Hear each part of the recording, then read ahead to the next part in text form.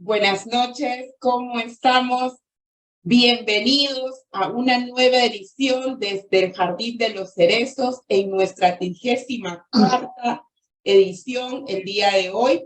Estamos junto con el doctor Gerson Flores. Bienvenido, doctor Gerson. Hoy día es un día especial.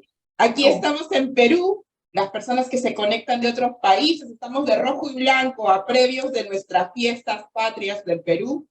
El día de mañana, en estas 28 y 29 de julio, estamos iniciando nuestras fiestas patrias y teniendo siempre un invitado de lujo, quien nos visita nuevamente, el doctor Gerson Flores, con quien dialogaremos de este importante tema sobre los tumores de la hipófisis. Y para ello los invitamos a todos nuevamente a que se vayan conectando, si se están conectando recién, o que vayan compartiendo en sus posts, en sus diferentes redes, para que más personas puedan conocer acerca de este importante tema, que probablemente muy pocos conocen incluso dónde se encuentra la hipófisis y por qué es tan importante. Conversando con el doctor Flores, él nos decía uno de los temas más importantes y que las personas no tienen conocimiento.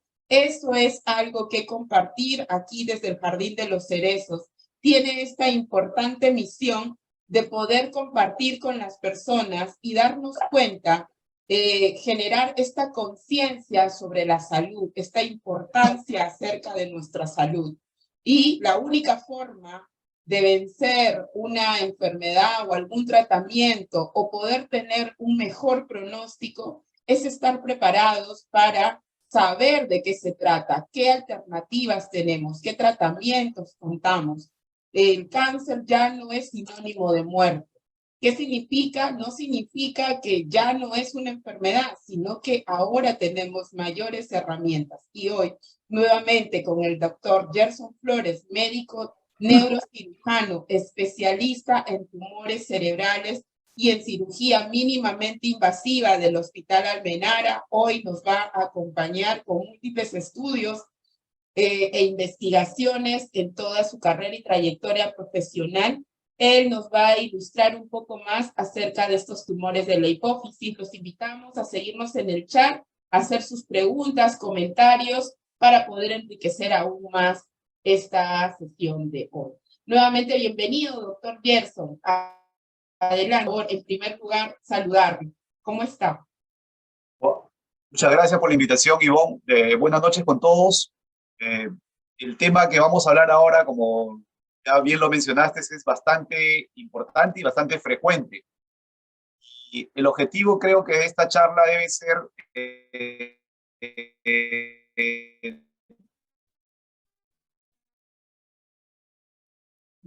doctor, creo que ahí darnos cuenta de las alternativas de tratamiento que hay actualmente.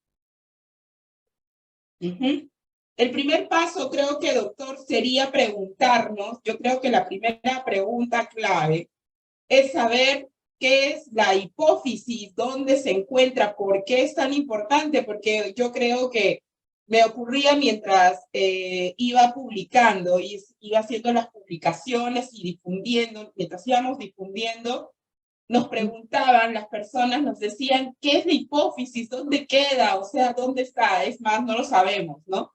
Entonces, tal vez nos podría ayudar en primer lugar a entender, ¿no? Si bien un aspecto importante, es uno de los órganos importantes del cerebro que está ahí y que ayuda a este tema hormonal, que muy pocos lo saben, tal vez usted podría profundizar.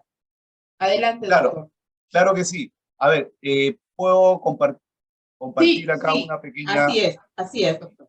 Tengo una pequeña presentación acá. A ver. Está cargando, creo. Sí, está cargando. Ya está.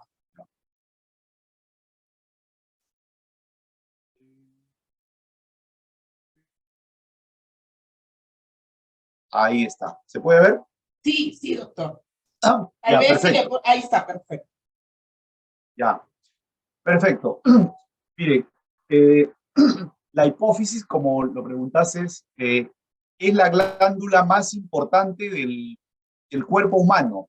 Es la, por decir así, la madre de todas las glándulas. Es la glándula que controla a todas las demás glándulas del cuerpo.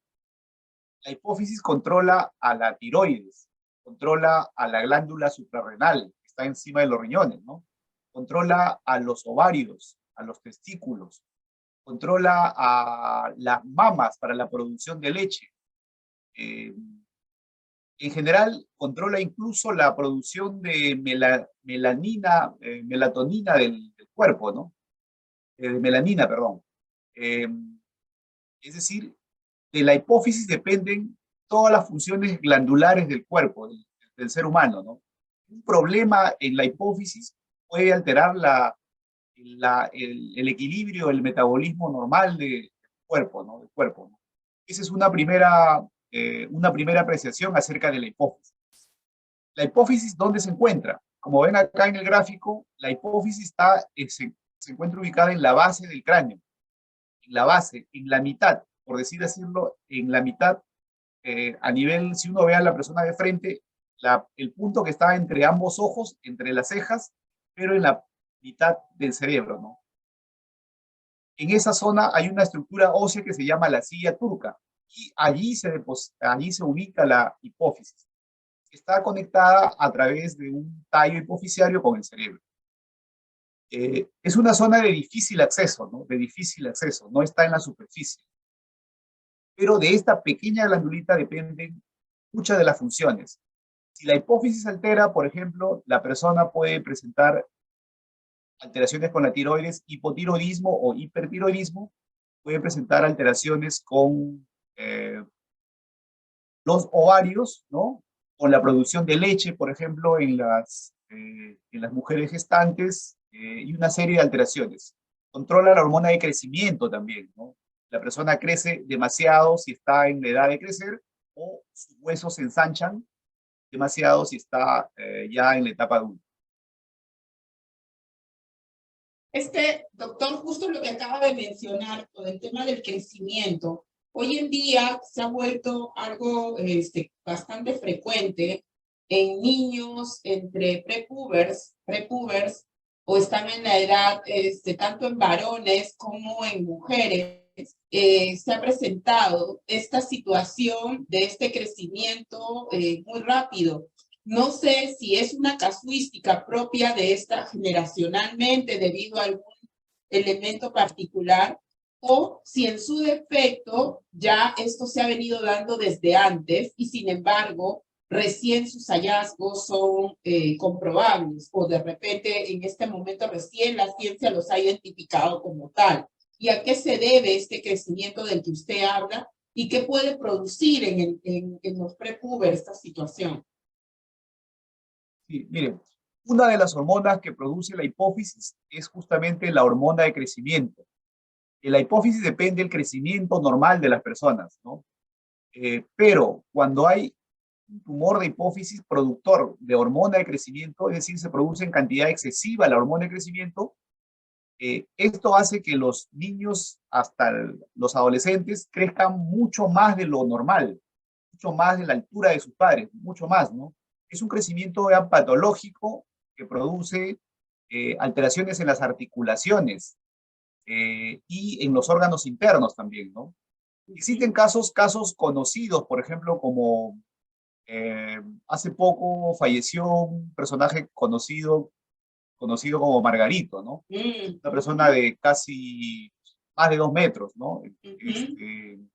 Por ejemplo, él falleció por complicaciones debido al excesivo crecimiento que tuvo, ¿no? Es un crecimiento anormal. Existen personas que crecen, claro, mucho más que sus padres, pero no en forma patológica, ¿no? Cuando hablamos de tumores de hipófisis productores de hormona de crecimiento, hablamos de este crecimiento exagerado que afecta ya las articulaciones, los huesos y los órganos internos. Este crecimiento exagerado, ¿a partir de qué edad, por ejemplo, para los padres que están en la etapa con los menores, a partir de qué edad o frente a qué síntomas o signos podríamos estar atentos y decir hay que llevarlo al médico? Bueno, es lo ya lo hemos visto con otros médicos, que es importante que los chicos tengan un seguimiento y un control en la etapa pediátrica para ver el tema del tamaño, disminución de peso y todos estos elementos. Pero hablando específicamente de esta casuística, ¿qué elementos o qué síntomas habría que estar atentos para poder estar de alguna manera pensando que puede estar dándose, suponer de que podría estar frente a este caso de la hipófisis? La hormona de crecimiento o un tumor productor de hormona de crecimiento produce dos cosas, ¿no? Gigantismo cuando ocurre en los niños y adolescentes, exactamente en los púberes, ¿no? Generalmente de los 8 hasta los 18 años, ¿no? Que es la etapa de crecimiento. Si la hormona de crecimiento se eleva en este periodo, produce un gigantismo. Pero si la hormona de crecimiento se eleva después de los 18 años, es decir, cuando los huesos ya han consolidado, cuando el cartílago de crecimiento ya se ha cerrado, entonces la persona ya no crece más, pero sí presenta crecimiento óseo de las manos, de los pies, de la cara, de los órganos internos, lo cual ese cuadro se conoce como acromegalia. Eso ocurre en cualquier edad después de los 18 años. Pero antes de los 18 años, es decir, entre los 8 y 18 años aproximadamente, se produce un gigantismo, que es un crecimiento exagerado, ya fuera de lo normal, en la talla de los hijos, ¿no? Lo cual, lejos de ser algo favorable, puede ser desfavorable para su salud, ¿no? Puede representar un problema para su salud, porque se afectan las articulaciones, crecen en forma anormal, también los órganos internos, lo cual hace que el niño o el joven tenga debilidad generalizada, más que una ventaja por la talla alta. Es decir, hay un tema con la situación de la talla alta, que podría ser una situación, pero también usted hablaba del tema hormonal. Usted hablaba de un tema, el tema de la tiroides, que también es un elemento importante, porque también hay un cáncer de tiroides, porque también hay un tema a nivel hormonal que afecta. Entonces, este tipo de casos que usted menciona, ¿cómo pueden relacionarse? ¿De qué manera se relacionan? Por ejemplo, con esta prontitud. Bueno, puede crecer la persona muy rápido, esto se puede detener, hay una medicación, hay un tratamiento, o simplemente hay que esperar, controlar cuál es el proceso. Sí, mire, los tumores de hipófisis son de dos tipos, ¿no? Uno los llamamos funcionantes, los que producen hormonas en exceso, y el otro tipo son los no funcionantes, en los que no se produce ninguna hormona en exceso, pero sí se produce un aumento de la masa tumoral que comprime al nervio óptico y produce afectación de la visión.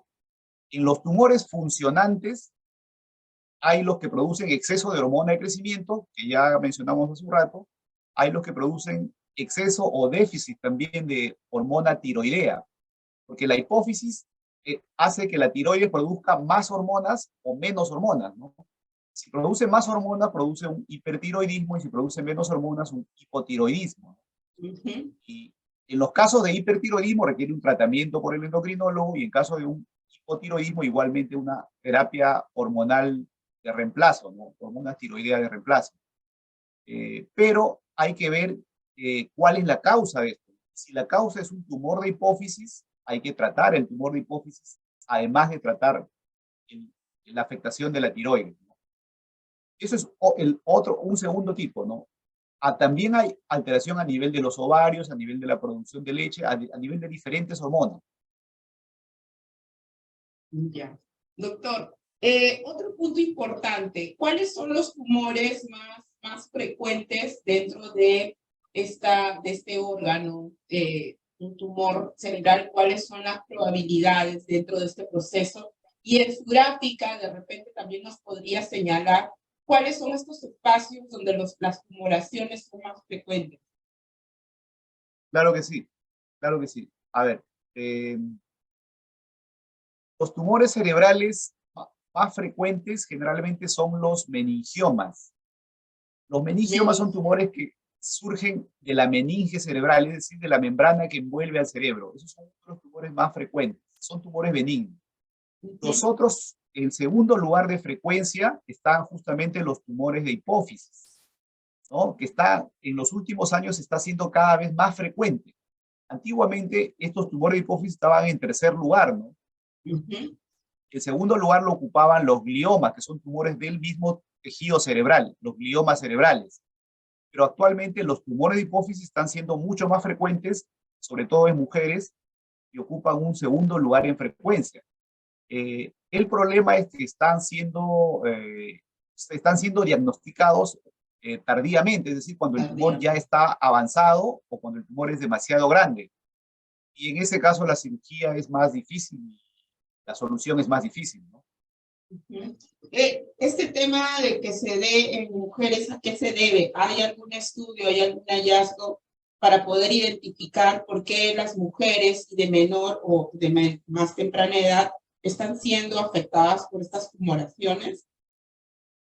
No hay una causa exacta, una causa así conocida, pero se sabe que las mujeres son ligeramente más afectadas por estos tumores de hipófisis. También afectan a hombres, por supuesto, pero hay un ligero predominio de las mujeres, ¿no? Se cree que esto está en relación a todos los niveles hormonales que tiene la mujer, ¿no? Pero no hay una causa exacta en sí que justifique esto, ¿no? Pero eso es lo que se encuentra, ¿no?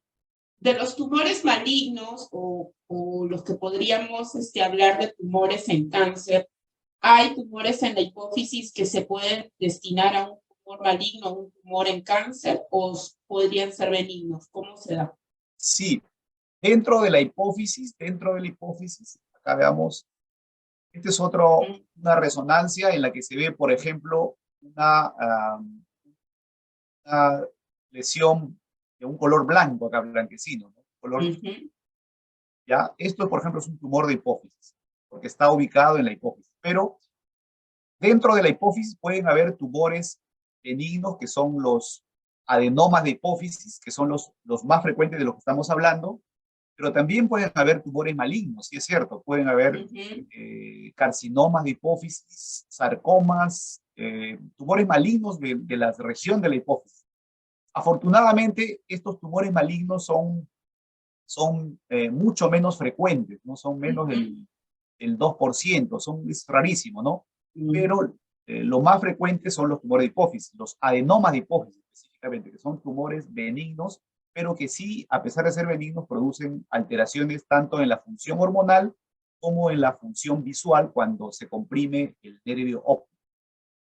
Justamente eso le iba a preguntar, porque dado que sea un cuerpo extraño que se forme en este órgano, definitivamente está afectando la funcionalidad de otro, ¿no? Como es la capacidad visual, es la primera que se afecta. ¿Algún otro órgano puede afectarse? Porque esto también nos ayuda a entender que una falta de visión o alguna dificultad en la visión nos podría estar dando la pauta de que algo internamente a nivel cerebral podría estar no cumpliendo su función adecuadamente, o su defecto podría tener esto que usted menciona, esta adenoma. Sí, cuando el tumor llega a un tamaño considerable, sobrepasa la silla turca, es decir, crece más arriba del nivel de la silla turca, puede comprimir al nervio óptico. El nervio óptico, el quiasma óptico, se encuentra encima de la silla turca, es decir, si el tumor crece por encima de la silla turca, va a comprimir al nervio y la persona va a empezar a tener disminución del campo visual. Es decir, en lugar de ver ampliamente, va a ver solamente la parte central y las partes laterales no va a ver.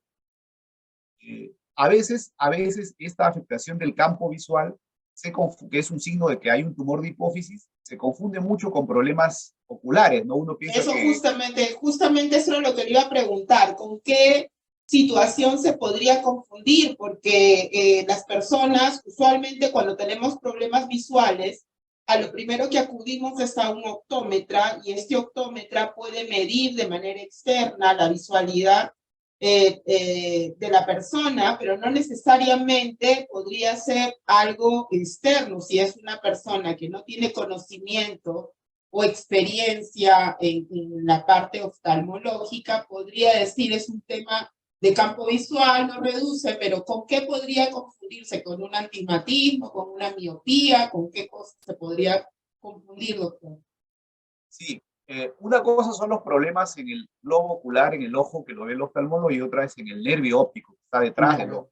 claro. Eh, Generalmente, y eso pasa frecuentemente, los pacientes llegan con tumores ya gigantes porque han estado siendo vistos a veces por el oftalmólogo o un optómetra y se confunde, pues se les toma como si fuera, como si tuvieran un glaucoma, un problema en la retina, un problema de, miopía, ¿no? Y generalmente se le indican lentes a veces, ¿no? Lentes, sin pensar que esta afectación del campo visual es más que ser un problema del aparato ocular, es un problema de la compresión que está produciendo el tumor sobre el nervio óptico. Por eso que es importante hacerse un examen, ¿no? Una tomografía o, en todo caso, si el efecto visual persiste, buscar otras opiniones, ¿no? Para que el tumor no crezca y no avance, ¿no? Y llegue en estadios pues, tempranos y no avanzados, ¿no? Entonces, para nuestros cerezos que en este momento se están conectando, ¿cuál podría ser una señal de alerta que podría de repente sugerirnos o invitarnos a identificar esto? Por ejemplo, supongamos, yo tengo en lo que usted acaba de mencionar, una sospecha de glaucoma, ¿sí? Entonces, es cierto lo que usted dice. En las personas mayores hay esta sospecha de glaucoma y inmediatamente, ¿qué podría ser que descarte que no haya algo más allá? ¿Qué tendría que hacer el oftalmólogo? ¿Qué tendría que hacer el optómetra en primera instancia para poder validar esta información? ¿A qué edad podría también de repente estar más alerta o atenta a que no sea algo de mayor consideración, ¿no? Sí, mire, el tumor de hipófisis lo que produce es una afectación del campo visual, es decir, de la amplitud de la visión, ¿no? El tumor reduce la amplitud de la visión, solamente ve en la parte central y no en la parte lateral. En cambio, un glaucoma, un problema en la retina, un problema en el cristalino, produce afectación de la agudeza visual, es decir, la persona ve menos, pero ve borroso, ve borroso. En el tumor de hipófisis, no tanto es que se vea borroso, se ve menos, o sea, no solamente ve la parte central. En la parte lateral ya no ven, es una afectación del campo visual. Los oftalmólogos saben de esto, ¿no? Cuando es campo visual es problema del nervio. Pero si existiera duda, o por ejemplo, si existiera, una persona tiene un glaucoma y de pronto la visión se disminuye o empeora la visión, entonces hay que ver que haya otra causa y hay que acudir a un neurólogo o a un neurocirujano, ¿no? O solicitar una tomografía simple para descartar que haya una lesión en la hipófisis o en la silla turca, ¿no? Y no dejarlo pasar, pues. No pensar que solo es un glaucoma o un problema en la retina, mientras el tumor sigue creciendo por otro lado, ¿no?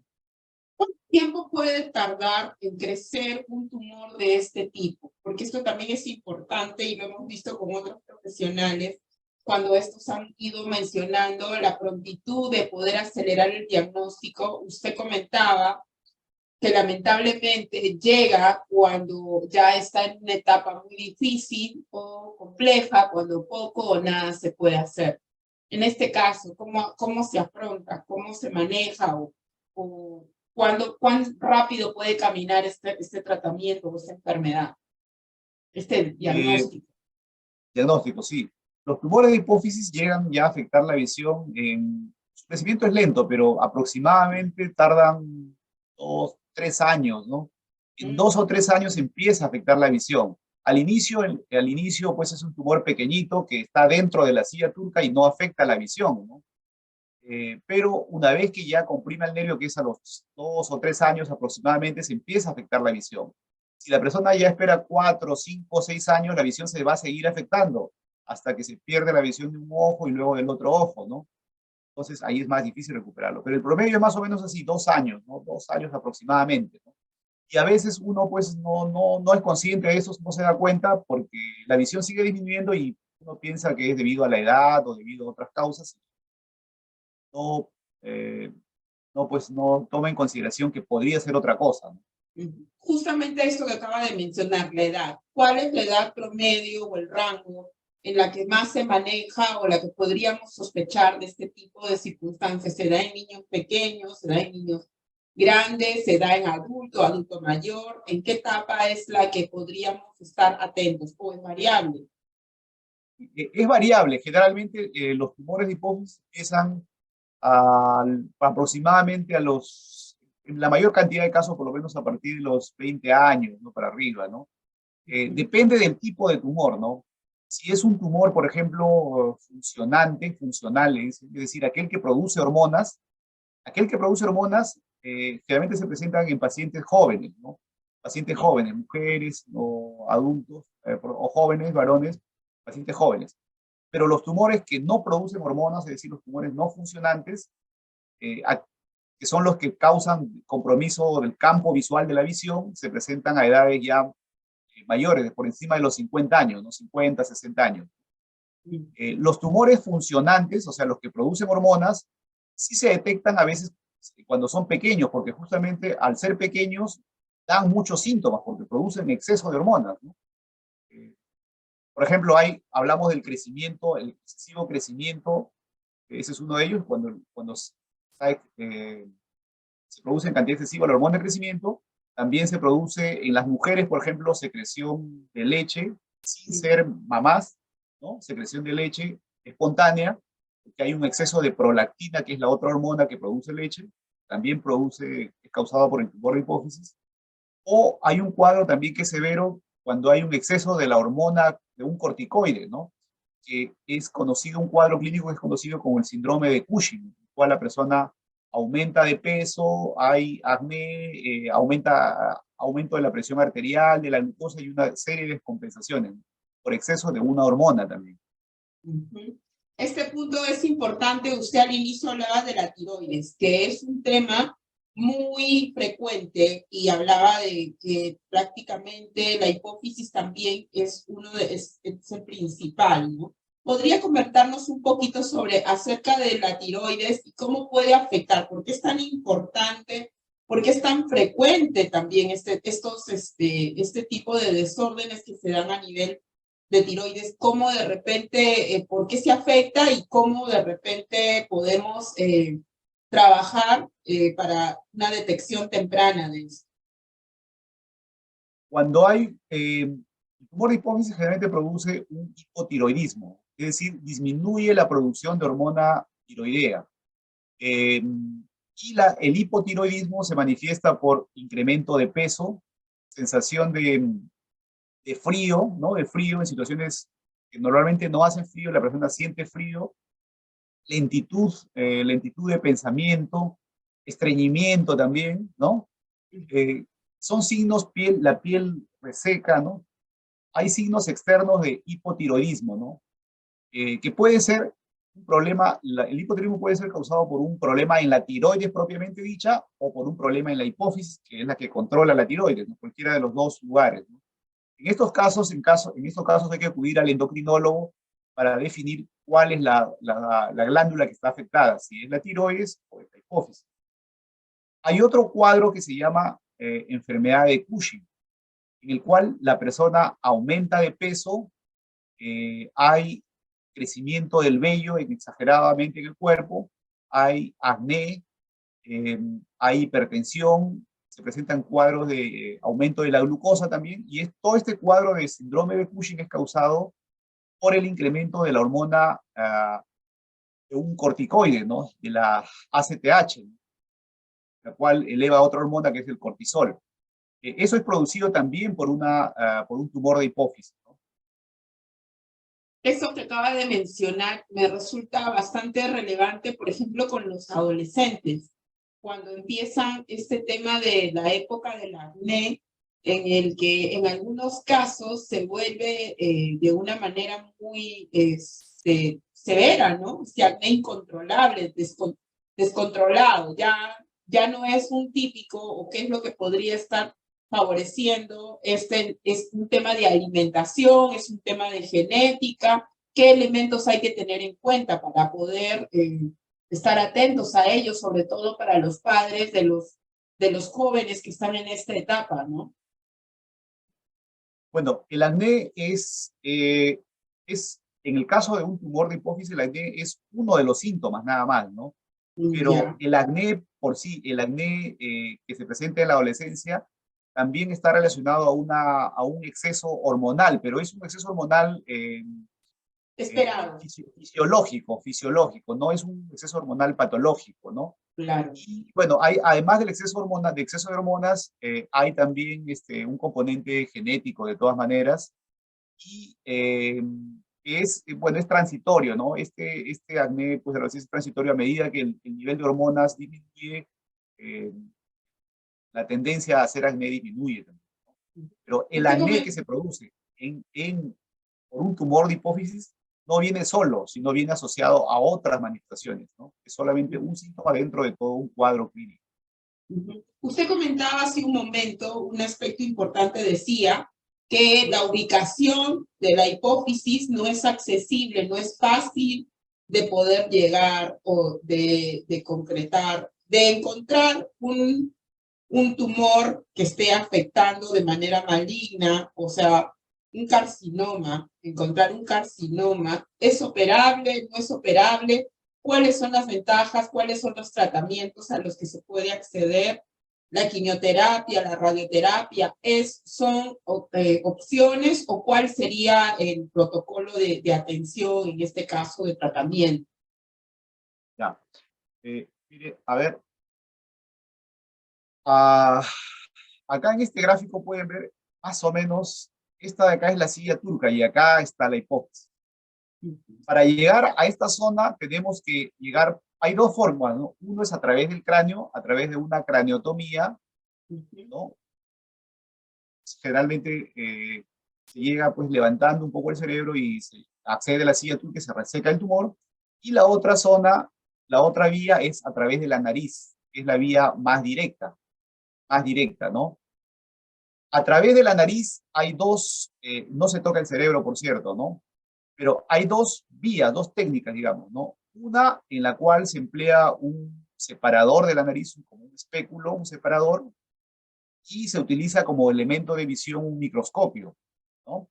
Esta técnica tiene varios años de antigüedad y se hace acá en la mayor parte de hospitales del Perú, ¿no? Esta es la endoscopía mínimamente Esta, invasiva, esta es la microscopía, microscopía. resección de un tumor transesfenoidal, porque acá está el esfenoides, por microscopía, microquirúrgica, la técnica microquirúrgica.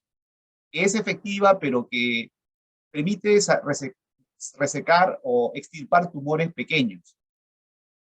Pero la nueva técnica que se está realizando acá en el Perú desde hace algunos años es la endoscopía, que es este segundo caso en el cual se introduce una cámara, ya no se utiliza un microscopio, sino una cámara, un endoscopio, y a través del endoscopio y unas pinzas especiales se llega hasta la silla turca. Se pueden resecar tumores, no solo tumores pequeños, sino también tumores grandes, ¿no? Macroadenoma le llamamos. ¿Cuándo De es un esta tumor forma, grande, por ejemplo? hay tres tipos de 3 grados, digamos, según tamaño, ¿no? Un microadenoma que es menos de 1 centímetro, ¿no? Que está ubicado en la silla turca, un macroadenoma que está entre 1 y 4 centímetros, y existen Ya. los tumores gigantes que son más de 4 centímetros de longitud, que son los que invaden el cerebro, ¿no? Y para los tres podría hacerse esta Entonces, técnica. endoscopía podemos resecar, perdón.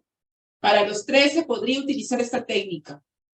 Sí, la endoscopía se utiliza para los microadenomas, para los macroadenomas y para algunos tumores gigantes, no todos, ¿no? Porque los tumores gigantes, una gran parte de ellos requieren de todas maneras una craniotomía, que es un caso ya avanzado, ¿no? Tumor avanzado, en estado avanzado, que no queremos que lleguen, queremos que lleguen pues a lo mucho en microadenomas o macroadenomas, lo más pequeño posible.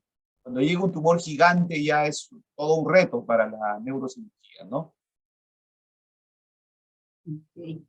Esto, es que importante, doctor, lo que usted habla con respecto a esto, a este adelanto que tiene la ciencia y que nuestros hospitales pueden trabajar. Justamente aquí en este gráfico de la endoscopía endonasal, qué interesante saber que es un procedimiento que en cuanto esto se hace, yo imagino de manera de intervención, no es ambulatoria, sino en sala, ¿verdad?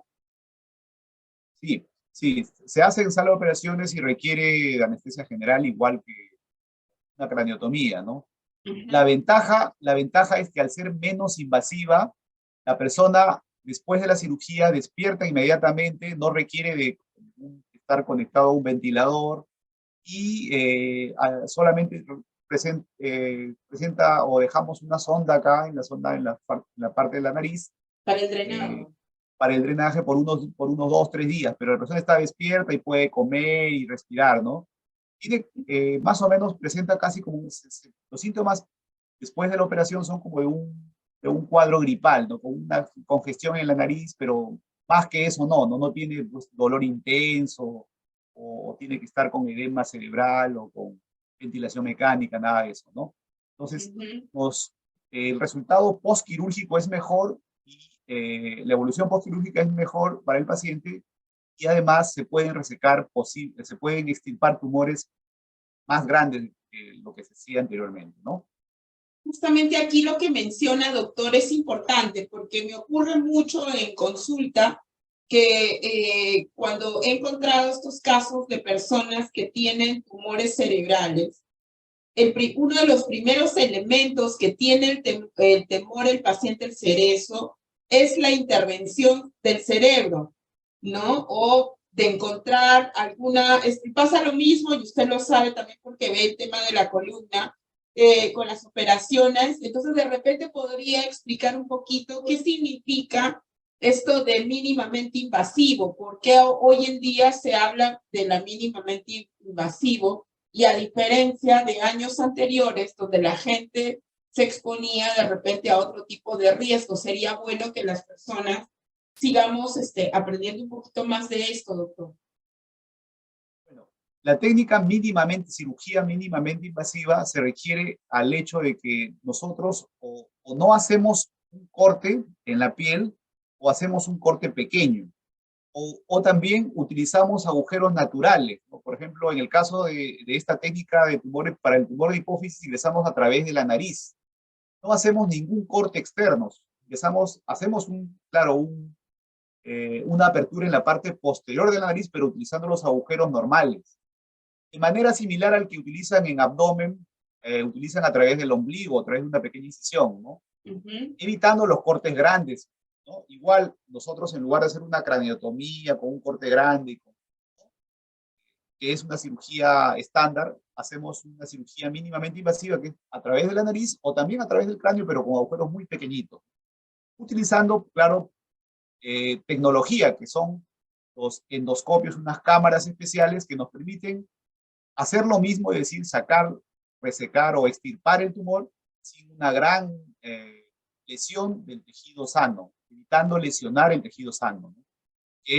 Y eso hace que el paciente se recupere más rápidamente, ¿no?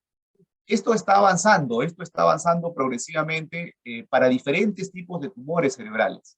El tema de hoy es tumores de hipófisis, pero también se pueden hacer otro tipo de tumores, ¿no?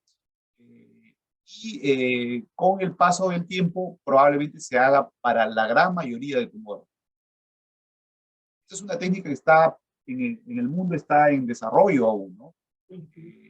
Pero como le digo, en un futuro cercano probablemente la mayor parte se opere ya solo por endoscopía. Por ahora, algunos casos se opera por endoscopía y otros de otra forma, ¿no? En el caso de tumores de hipófisis, por ejemplo, hasta hace 5 o 6 años, la mayor parte de tumores se operaban por craniotomía y solamente un 20% por la nariz. Pero actualmente ahora, este año, por ejemplo, el 98% de pacientes se operan por la nariz y solamente hay un 5% que se operan por craniotomía. ¿Quiénes son ellos? Son los tumores ya gigantes en los que ya pues es imposible sacar el tumor por la nariz. Entonces requerimos abrir, que son los pacientes que no queremos que lleguen a ese estado, que lleguen a tumores más pequeños para poder operarlos por la nariz en forma mínimamente invasiva, ¿no? La estancia, o sea, el tiempo que permanecen en el hospital o en la clínica son más o menos 4 días. sale pues sin mayores problemas, ¿no? ¿Ya? Y No hay esto que tener también, temor. claro, y esto también es importante, cerezos, familiares de cerezos, que sepamos que esto es algo que ocurre, que está ocurriendo en hospitales como el Almenara, por ejemplo, se está haciendo, o sea, no es propio solo de las clínicas, sino que hay médicos, hay profesionales que se están especializando en el extranjero para poder dar soluciones más efectivas y también menos invasivas, menos complicadas para el paciente. Esto también es un aspecto importante.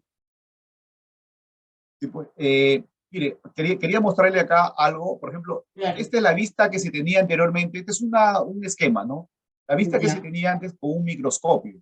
Se veía, por ejemplo, imagínate que esto es el tumor se ya, veía así de lejos, ¿no? Pero con el endoscopio se puede ver esto, ¿no? Se puede ver más claro la lesión y de tal forma que se mucho pueden más asertivo. evitar lesionar estructuras. Esto es lo que se veía anteriormente, por ejemplo, ¿no? Y esto es lo que se ve ahora, ¿no? Tú puedes ver en detalle todo y Excelente. evitar lesionar la sana, ¿no? Ahora, lo de los hospitales, las ventajas son estas, ¿no? Una mejor visión e iluminación permite ver estructuras, vasos y nervios, mejor acceso a los tumores, no se manipula el cerebro, el tejido cerebral. Lo que usted decía, esta técnica, claro, no solo se hace en las clínicas, o se hace en algunas clínicas también, no en todos los lugares, ¿no? Claro, pero no es específica, única de ello. No es única, se está haciendo en los hospitales, se hace en el hospital Almenara. En realidad empezamos esta técnica a realizarlo hace 10 años, 12 años, en el hospital Cayetano Heredia. Y luego ya actualmente la hacemos en el hospital Almenara, donde es el lugar, creo yo, que donde hay más experiencia en este tipo de tumores. Pero en los últimos años también se está haciendo en otros hospitales, ¿no? En el Hospital Rebagliati, en el Hospital Mogrovejo, en el Hospital Loaiza, también se ha empezado a hacer en algunos sitios. Entonces, cada vez los neurocirujanos se están formando en esta técnica que es beneficiosa para el paciente, ¿no? En el caso de los carcinomas que están dentro de la hipófisis o cercanos a la hipófisis, ¿cómo sería el tratamiento? En alguno de los casos, si bien es cierto, no se podría dar, hay tratamientos que son propios de cada paciente, de cada casuística. ¿Cuál es en general extirpación del tumor? ¿Hay un tratamiento post? ¿Se puede hacer un trabajo ayuda?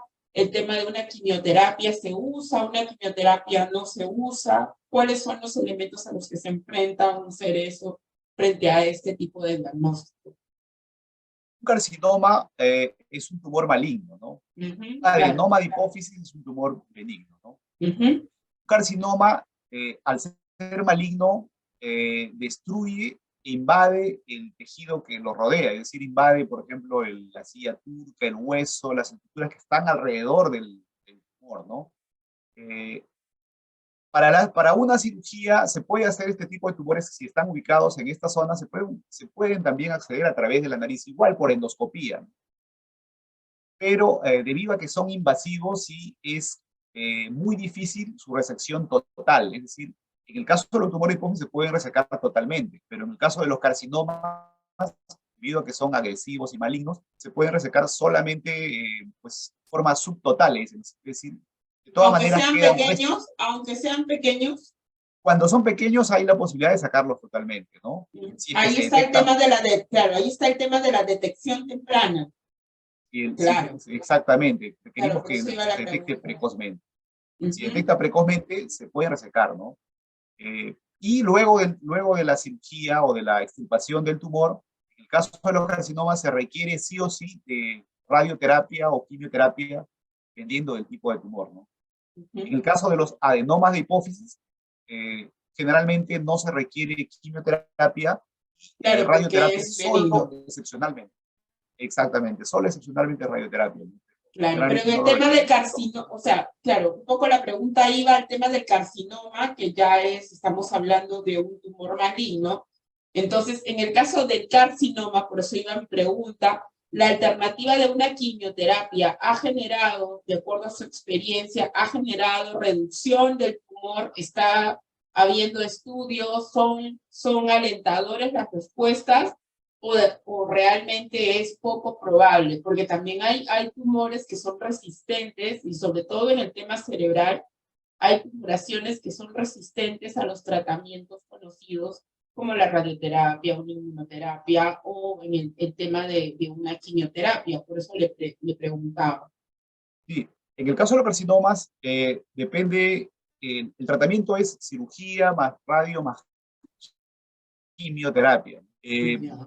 La respuesta del tumor a la quimioterapia o radioterapia depende del tipo histológico o del tipo genético del tumor. Antiguamente todos los carcinomas, todos los tumores malignos eran iguales. Actualmente se hace Claro. un análisis de biología, un análisis genético de la patología. Algunos tipos son más sensibles a la quimioterapia y la radioterapia que otros tipos. Habría que ver qué tipo histológico es, y eso lo hace el patólogo normalmente, pero hay esa opción, ¿no?, de hacer un estudio genético y determinar si es sensible o no a la quimio y radioterapia. Ahora también otro punto importante, hablando ya de cáncer, de carcinomas en la zona de la hipófisis, o esto, generalmente se dan como un primer cáncer o como un cáncer secundario, como un cáncer secundario o puede ser producto de una metástasis. ¿Con qué frecuencia se da eso? Eh, ¿Metástasis sí, o como cáncer inicial, un cáncer primario? los tumores en la región celular, los tumores más frecuentes son las metástasis, ¿no? Los tumores malignos son poco frecuentes en esta zona, ¿no? Ya. Los más frecuentes son las metástasis, tumores que vienen de otras partes del cuerpo, ¿no?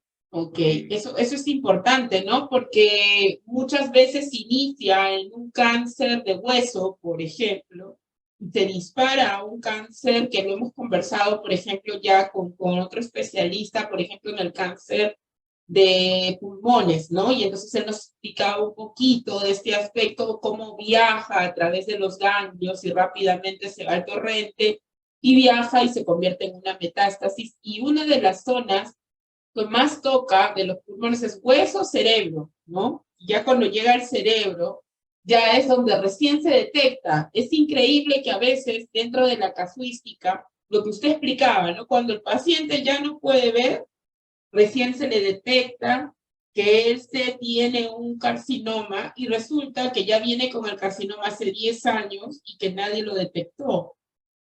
Y es importante lo que usted menciona, que es prácticamente más por un cáncer secundario, ¿no? Por un tema de metástasis.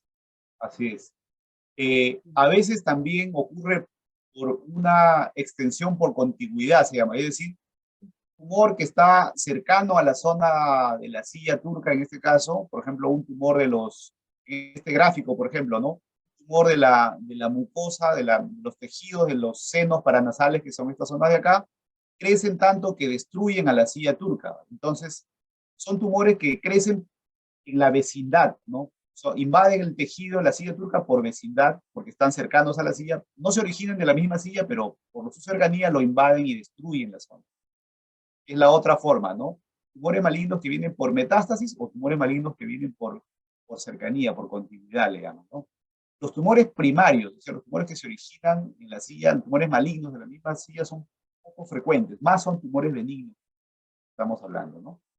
Claro. Estas tumoraciones, entonces podríamos decir que lo cotidiano o lo más frecuente son tumores benignos en el tema de la hipófisis, De la que hipófisis. tienen un tema, vamos a decirlo, que pueden generar mejor pronóstico, vamos a llamarlo así, Exactamente. pero de las pocas veces, pero sí hay un tema de que pueden darse carcinomas y también es importante saber, ¿no? Que, bueno, es bueno que tenga ahora. Este tema de las tumoraciones benignas, que es otro factor importante, pueden traducirse, si no son tratados a tiempo, pueden traducirse en carcinomas, se pueden convertir, pueden lacerar otros órganos, pueden dañar otros órganos, a pesar de que sean benignas en el crecimiento, como ya usted nos ha comentado un poco de esto.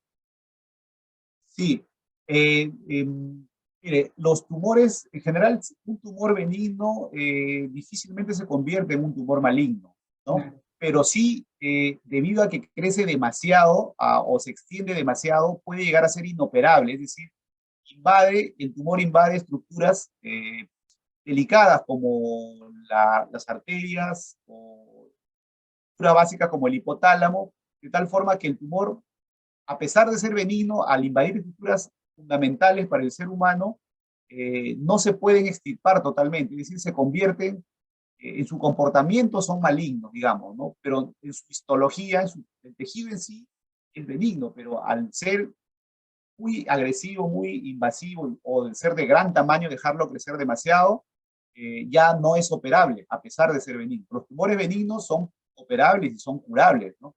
Pero los tumores, cuando el tumor crece demasiado, ya puede no ser operable y afectar la vida del paciente, sin ser Claro. maligno, ¿no?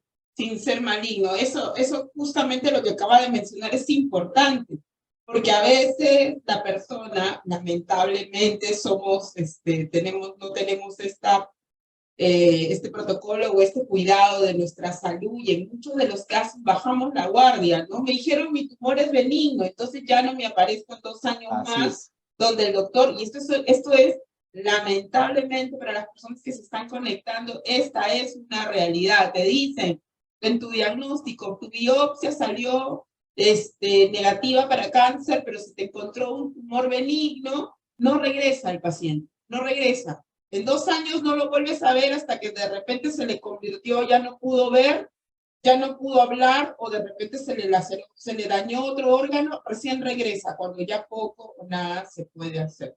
Y esto tiene que ver mucho con esta cultura de salud que no tenemos, que es importante fortalecer. Aquí, doctor, usted en la diapositiva anterior estaba explicando un poquito sobre las fases de la cirugía, ¿no? La fase nasal, efenoidal y celar. Sí, eso es más o menos para ver la vía por donde entramos. Nosotros ingresamos por la nariz, acá, como pueden ver, esto es la parte nasal, ¿no? Luego atravesamos el seno esfenoidal, que es la fase esfenoidal de la cirugía, y luego ya a la silla turca, que es donde está teóricamente el tumor, ¿no? Atravesamos todo este camino, ¿no? Para llegar al tumor, pero como vemos, el cerebro está acá arriba, ¿no? No tocamos al cerebro, y en esta zona de acá se ve el nervio óptico. El nervio óptico está intacto. Está cerquísima. Ahí básicamente podría señalar en qué parte está la hipófisis, por favor. La hipófisis estaría acá, ¿no? Esa de allí, ¿verdad? O sea, está pegadísima, por favor, para las personas que están conectándose visualmente, de repente los que están en el podcast, que solo es audio, no lo puede ver, pero miren lo cercano que está, porque podríamos estar hablando también de algún tumor en la hipófisis si daña el campo óptico, ¿no? La parte óptica, el nervio óptico, ¿no? El nervio óptico. Entonces es importante ahí. ¿Y la fase celar, doctor, entonces? La fase celar consiste en abrir la silla turca y resecar el tumor que está en esta zona, ¿no? Eso es la última fase, las etapas, ¿no? Primer paso, claro. Segundo paso y tercer paso, ¿no? La cirugía es, como ven acá, a través de la nariz, ¿no? Todo lo hacemos mirando una pantalla, ¿no? Esa es más o menos. Más o menos el paciente queda, digamos, así, ¿no? Con una sondita acá por unos 2-3 días, pero sin ningún corte y nada. El paciente está básicamente. Esto de acá es el globo. Esta sonda tiene un globo que se le deja, se deja en la parte interna para que sostenga un poco el injerto de la zona operatoria, ¿no?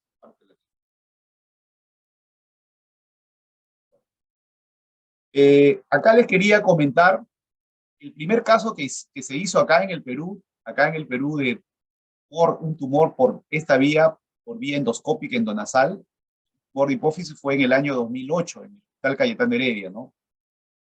Fue este tumor que se ve acá, ¿no?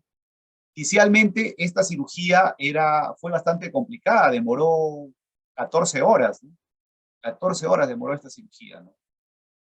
Ahora, ya 15 años después, hemos avanzado en la técnica y esta cirugía lo realizamos en 3 horas, 2 horas y media, 3 horas. Imagínense, ¿no? Y hemos mejorado mucho progresivamente en el paso de los años, ¿no? Ya tenemos una experiencia considerable, ¿no? Esto es, por ejemplo, el tumor de que se operó en ese instante, es parte de la historia, ¿no? Acá estamos operando el tumor con el doctor Fuente de Ávila, que falleció, ¿no? Hace unos años, y acá ven el resultado, ¿no? Este fue el primer caso que se hizo, ¿no? Y cuando lo publicamos en revistas académicas, ejemplo. Y ahí se ve la extinción, ¿no? Ajá, acá ya no está el tumor. Claro, El nervio totalmente óptico está aquí. visible. Acá sí pueden ver, mire, acá esto es el tumor, y esto de acá arriba es el nervio que está siendo comprimido. ¿Ya? Y acá ya no hay tumor y el nervio está libre. Entonces, luego de la cirugía, inmediatamente después de la cirugía, el paciente empieza a ver mejor. Hay pacientes que a veces ven sombras, apenas ven sombras cuando tienen el tumor, y luego de la cirugía, al día siguiente, la persona empieza a ver, y es increíble cómo se aclara la vista, ¿no? Cuando es de poco tiempo, pues cuando es ya ha perdido la visión bastante tiempo, es más difícil que se recupere ese nervio, ¿no? Pero sí se puede devolver la vista con una cirugía de este tipo.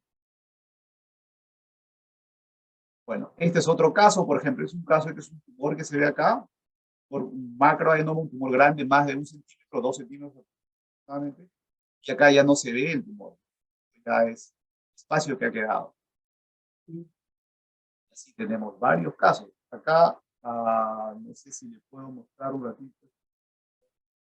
Claro.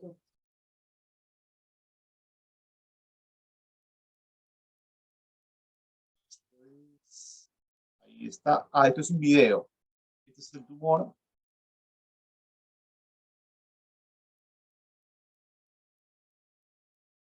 Bueno, esta es la forma como, esto es, y estamos llegando a la silla turca, estamos abriendo, esto es un hueso, pues, ¿no? Hay que abrirlo con un drill diamantado, un drill especial, hay que abrir una ventana en la silla turca y abordar el tumor, ¿no?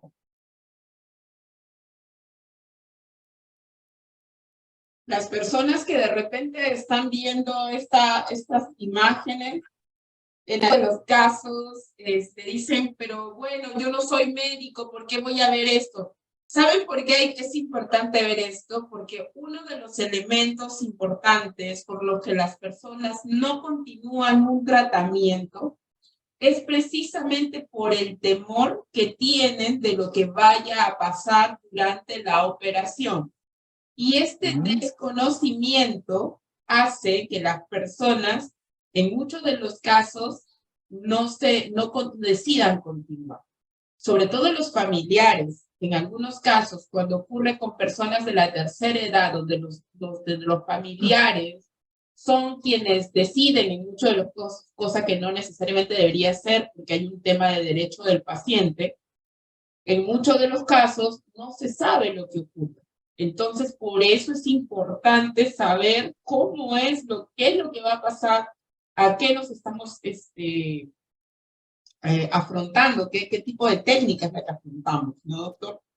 Sí, claro que sí. Yo entiendo que a veces pueden haber algunas personas que son sensibles a esto, ¿no? Tratamos de no mostrarlo todo, pero bueno, quería mostrarles acá, Claro. pues, miren, por ejemplo, acá, en esta imagen, acá, esto blanco que ven acá arriba, esto de acá arriba es el nervio óptico, ¿no? Está ahí Esto que está, cerquísima. y esto que está acá abajo, todo esto de acá abajo es el tumor. Entonces el tumor está comprimiendo al nervio y la persona no veía, pues, ¿no? Claro. Al retirar este tumor, el nervio ya queda libre y la persona empieza a ver, ¿no? Para que vean el efecto. Esto de acá son las arterias, mire, qué tan cerca están a las arterias. Entonces Por eso están las arterias, el tema del tumor, y ahí está el nervio. Están ahí. Y el nervio que está acá. Están todos juntos, entonces hay que tener bastante cuidado para no lesionarla durante la operación. Claro que esto no se ve, pues esto es de la operación, la sala de operaciones, pero yo lo estoy mostrando acá para que tengan una idea, ¿no? Claro, una idea. Interesante. Entonces, hay tumores, acá le voy a mostrar otro. Este es un caso, por ejemplo, ya que llega en estado avanzado. Esto es un tumor, por ejemplo. Todo esto es el tumor con un contenido de líquido, con un contenido quístico. Todo esto de acá. Todo esto de acá es un tumor grande que ya ha tenido por lo menos unos 5 o 6 años, mira, ha dejado pasar, ¿no? Estos puntitos negros que se ven acá son las arterias, para que vea qué tan cerca está el tumor a las arterias carótidas, las arterias que irrigan. De esta arteria depende la mitad del cerebro. Si Claro. durante la operación se lesiona esta arteria, la persona queda con un infarto de Claro. la mitad. O sea, así es de delicado, pero hay que ir pues con cuidado, ¿no? Este es el tumor. Y es Bueno, uno de después de los la también de operación, los aspectos. después de la operación ya no se ve, el tumor acá está libre, la persona pues recupera la visión y se controla también Desde la parte funcional que tiene la clínica, doctor, desde la parte clínica, es decir, desde el examen clínico de aquel que no se ve de manera interna, ¿qué elementos nos podrían dar algún indicio de que podría estar ocurriendo algo a nivel de la hipófisis? ¿Hay algún elemento clínico que nos permita identificar eso? El examen cotidiano, ¿en qué edades sería lo más conveniente a realizar un examen o una resonancia cerebral?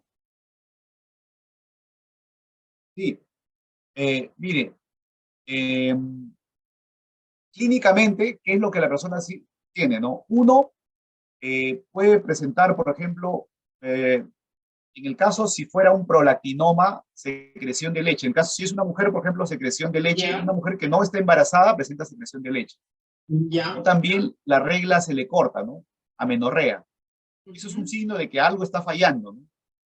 Ese es un signo. Lo otro es, en el caso de la hormona de crecimiento, ya lo mencionamos, los niños crecen demasiado grandes, ¿no? O en el caso de los adultos, presentan crecimiento de las manos y de los pies, es decir, por ejemplo, los pies empiezan a aumentar la talla del zapato, ¿no? Progresivamente cada año, ¿no? Como si fueran niños, pero ya son adultos, entonces el pie les está creciendo más de lo debido. Eso es un signo de que hay una alteración del hormona de crecimiento, y por lo tanto puede haber un tumor de hipófisis directamente. Ujú. El otro signo es, por ejemplo, de que haya un aumento de peso exagerado. Eso podría indicar, hay varias razones para el aumento de peso, por cierto, pero una de las razones es que puede ser debido a un tumor de hipófisis. El incremento de la presión arterial, una persona que no tiene hipertensión arterial y de pronto empieza a aumentar, a tener hipertensión arterial, ¿no? Y además tiene acné, le crece el vello en el cuerpo, ¿no? Eso puede ser un indicador de que tiene un tumor de hipófisis. Y el otro signo es ya cuando se afecta la visión, empieza a disminuir el campo visual, ¿no? Como decíamos, ya no ve las partes laterales y tiene que girar toda la cabeza para ver recién al costado, ¿no? Es decir, solamente ve la parte central. Eso es un indicador, puede ser un indicador que tiene un tumor de hipófisis. ¿Qué hacer en esos casos? Bueno, acudir al endocrinólogo, al neurólogo o al neurocirujano. El neurocirujano, el médico, le va a solicitar una tomografía simple para un diagnóstico inicial, y a partir de esa tomografía ya le puede solicitar una resonancia magnética de la silla turca, una resonancia magnética localizada en esa zona, ¿no? No una resonancia de todo el cerebro, sino localizada de la silla turca para ver bien los detalles, ver qué tipo de tumor es, si es benigno, maligno, qué tamaño y las características para darle un tratamiento. Algunos tipos de tumores, algunos tipos, solamente un tipo, digamos, el prolactinoma, algún tipo de tumor hipófisis, el prolactinoma, puede ser tratado con medicamentos, sin necesidad de operación, ¿no? El prolactinoma es el único tumor que con medicamentos incluso se reduce de tamaño. Pero todos los demás tumores de hipófisis se requieren, si son grandes, requieren cirugía.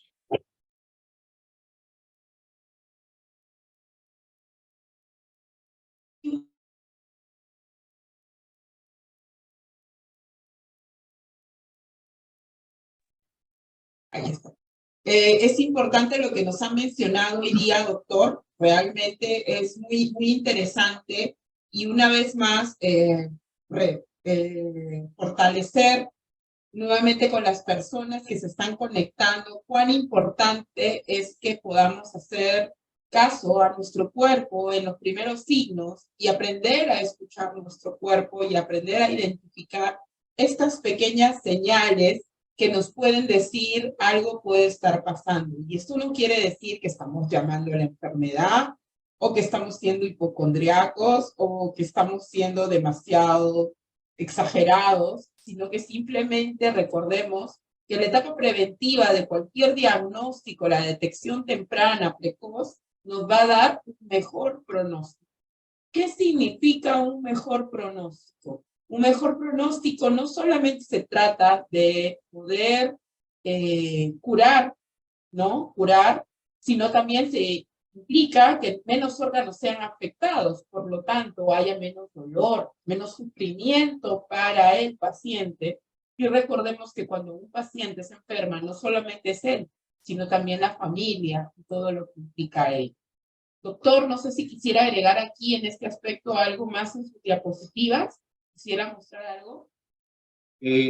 Bueno, yo lo que quería mencionar era que sí hay alternativas, ¿no? No hay que tenerle temor a la cirugía. Si uno tiene un diagnóstico, es mejor saberlo y pues, diagnosticarlo precozmente. Y sí hay alternativas de tratamiento, ¿no? Una cirugía, una neurocirugía, una cirugía craneal no es necesariamente ya lo último, ¿no? No es el fin del mundo, ¿no? Sino que se pueden tratar las patologías, ¿no? Y actualmente se pueden tratar de forma menos invasiva. Eso es una vez que tiene el diagnóstico. Más importante también no es diagnosticarlo a tiempo, en un estadio temprano, ¿no? Como en todo tipo de tumor o cáncer, es importante el diagnóstico precoz para que el pronóstico sea mejor, ¿no? Tanto del pronóstico de vida como de función, ¿no? Para no perder la función. Así es, doctor. Y importante también entender que esto hoy día nos ha dicho el doctor elementos importantes, ¿no? Como nos ha hablado de la prolactina, de la hormona de crecimiento, nos ha hablado algo importante sobre los crecimientos de la talla del zapato, la hipertensión arterial, la vellosidad, la afección en la visión, son elementos que podríamos estar atentos a saber que algo puede estar pasando en la hipófisis, ¿no? La visita al endocrino es un elemento importante. Lógicamente, a la parte de neurocirugía va a llegar la etapa ya básicamente de intervención operatoria, ¿no? Ya no tanto desde la parte clínica que lo podría manejar un endocrino, pero es importante identificar ello. A nivel sanguíneo, doctor, ¿hay algún elemento que nos podía estar? Porque la prolactina también está medido a nivel, creo, de todos nuestros exámenes clínicos, ¿no? De bioquímica. Sí, claro. El dosaje a nivel sanguíneo de prolactina, si la prolactina en sangre está elevada, eso es un ¿Cuándo indicador. sería elevada, doctor? Normalmente la prolactina tiene valores de hasta 300, 280 o 300, ¿no? Si está a más de 200. Si está más de 200, es un valor ya patológico, ¿no? Hasta 200 podría considerarse aceptable, ¿no? Pero más de 200 indica un tumor de hipófisis generalmente, ¿no? La hormona de crecimiento también es otro valor, ¿no? Si la hormona de crecimiento, en su variante, la IGF-1, que es un derivado de la hormona de crecimiento, digámoslo así, normalmente es hasta 300. Más de 300 es anormal, ¿no? Podría indicar un tumor de hipófisis. Por ejemplo, valores de 400, 500, 600 son valores de hipófisis. Los valores de cortisol, de cortisol en sangre también, ¿no? También son indicadores indirectos de que puede haber un tumor de hipófisis. ¿Ya? Siempre un análisis hormonal, un dosaje hormonal es importante para definir si el tumor está elevando la producción de esas hormonas. Pero, por cierto, también cabe decirlo, si las hormonas están normales, tampoco no descarta totalmente que haya un tumor de hipófisis, porque puede ser un tumor no funcionante, un tumor que no produce hormonas, es decir, es una masa de tejido que crece sin producir hormonas, pero que ya empieza a afectar la visión cuando llegas a un tamaño ya considerable. Entonces estamos hablando, mire qué importante lo último que acaba de decir, ¿no? Que no necesariamente tiene que ser una manifestación hormonal, sino que también puede crecer de manera física sin mayor detalle, y eso también podría darnos. Y esto es un aspecto clave, por ejemplo, con el con el CA13, ¿no? Si no me equivoco, el tema que es un marcador tumoral, ocurre que muchas veces uno está en quimioterapia, está con el tratamiento y el marcador está perfecto, no hay ningún movimiento. Y eso tampoco no implica que no tenga el cáncer, sino que lo tiene y simplemente no reacciona a ello, va por otro lado. Entonces, todos, por eso es importante no guiarnos, porque eso también es otro aspecto clave, que a veces estamos haciendo, veo la patología, veo mis análisis clínicos, me ocurre mucho, y no sé si a usted también le ha pasado esto, pero hoy en día todo el mundo entra al Google, entonces entra, investiga, ve esto, ya, ya no va al médico. Ya no va al médico porque ya obtuvo su resultado del Google, ¿no? Entonces no son elementos aislados y es importante considerar. Creo que hoy día ha sido muy grato, ha sido un aprendizaje muy importante y creo yo que cada uno de estos espacios que brindamos es para contribuir a que cada uno de nosotros asuma con mayor compromiso el cuidado de nuestra salud.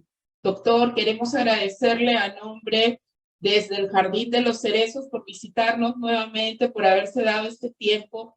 Hoy a víspera seguro ya está con la maleta en la mano rumbo a su viaje de fiestas patrias, pero se ha dado un tiempo para poder educarnos en cuanto a la salud. Le agradecemos por su participación y bueno, invitamos a todos nuevamente a que si no lo vieron desde el principio, puedan conectarse. Recuerden que mañana ya está en YouTube, desde el Jardín de los Cerezos, también en Spotify, mientras nos estamos bañando, manejando, cocinando, escuchemos y que vayamos aprendiendo un poco más. Y así vamos a ir perdiendo el miedo a la enfermedad, ¿no? No hay nada mejor que estar prevenidos, hacer estos simulacros de la salud y poder estar prevenidos a mayores diagnósticos. Bien, doctor, ¿alguna palabra, por favor, para poder ir cerrando? Sí. No, muchas gracias a ustedes, muchas gracias por la invitación y espero haber llegado a su público con algunos detalles y espero que sirva para poder pues, diagnosticarlo precozmente, ¿no? Los profesionales de la salud estamos acá para apoyar con información y mientras más información tenga la gente es mejor. Siempre es bueno analizarlo en contexto, como dijo, ¿no? Hay que, no solo un síntoma, no solo un examen hace un diagnóstico, sino es la unión de varias cosas. Pero es bueno que el público esté informado de todo, ¿no? Mientras más información, mejor, ¿no? Así es, y así es, y entonces les recordamos que algo que dijo el doctor hoy, y no quisiera dejar de cerrar esta sesión de hoy, nos hemos tomado unos minutos más, pero es importante, esto que hoy en día hemos hablado, no solo es propio del adulto, el doctor ha hablado también que podemos estar hablando de los adolescentes, que también podríamos estar hablando de los niños, entonces hay que estar atentos, sobre todo hoy que la casuística de la aceleración del crecimiento en los niños cada vez se está dando con mayor frecuencia, hay que estar atentos para poder diagnosticar posibles circunstancias que podríamos detectar a tiempo y controlar. Bien, nuevamente les agradecemos a todos por su participación y los esperamos el próximo jueves 3 de agosto a las 8 de la noche. Estamos nuevamente aquí desde el Jardín de los Cerezos. Cuidémonos y hasta pronto. Muy buenas noches. Muchas gracias. Pronto. Hasta luego. Muchas Hasta luego gracias. con todos. Gracias. Hasta luego, Ivonne.